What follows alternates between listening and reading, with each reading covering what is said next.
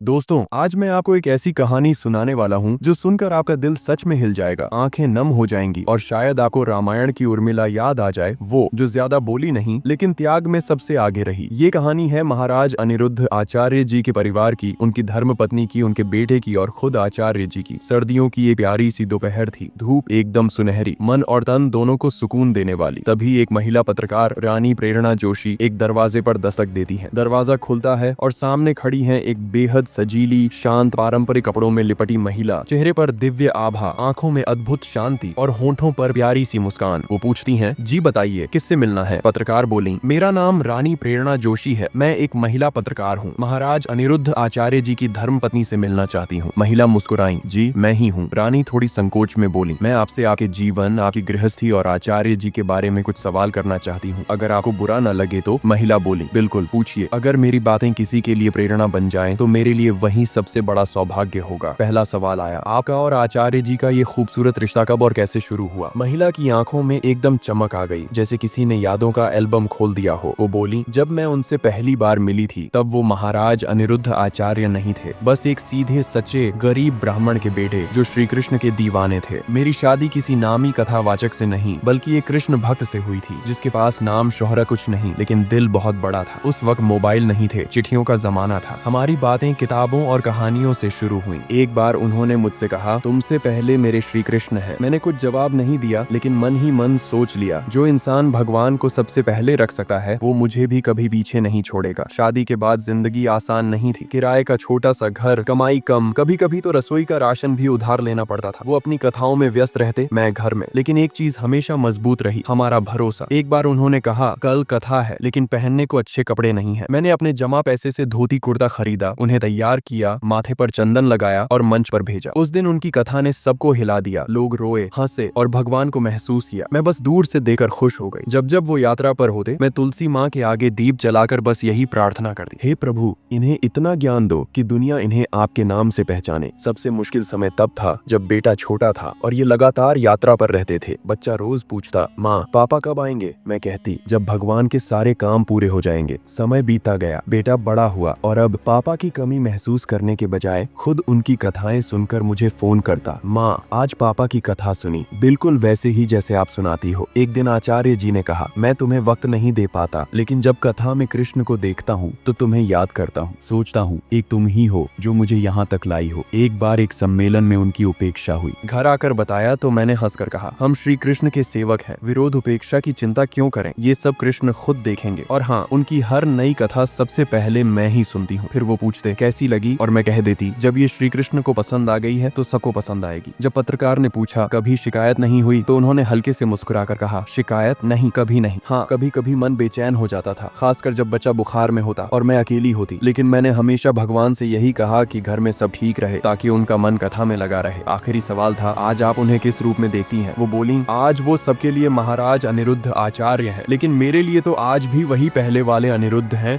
जो घर आकर पूछते हैं, आज खाने में क्या बना है? फिर कथा की बातें बताते हैं, कहते हैं, आज लगा जैसे श्री कृष्ण सामने खड़े हो, और मैं बस उन्हें देखती रह जाती हूँ। दोस्तों, जब किसी संत के जीवन को समझना हो तो सिर्फ उनके प्रवचन नहीं, उनका पारिवारिक जीवन भी देखना चाहिए, क्योंकि हर मंच के पीछे एक मौन त्याग होता है, जैसे आचार्य जी की धर्मपत्नी का। और उनका आखिरी संदेश, संतों की छवि को धूमिल मत करो। संतों पर कीचड़ उछालने से गंदगी साफ नहीं होती, हमें अपने विचारों को साफ करना होगा। और याद रखो, हर वो काम जिसे अपने माता पिता या जीवन साथी से छुपाना पड़े वो 100% गलत है। तो दोस्तों, अगर आप सच्चे सनातनी हैं तो इस कहानी से सीख जरूर लेना, और हाँ, चैनल को सब्सक्राइब करो और कमेंट में लिखो, हर हर महादेव, राधे राधे।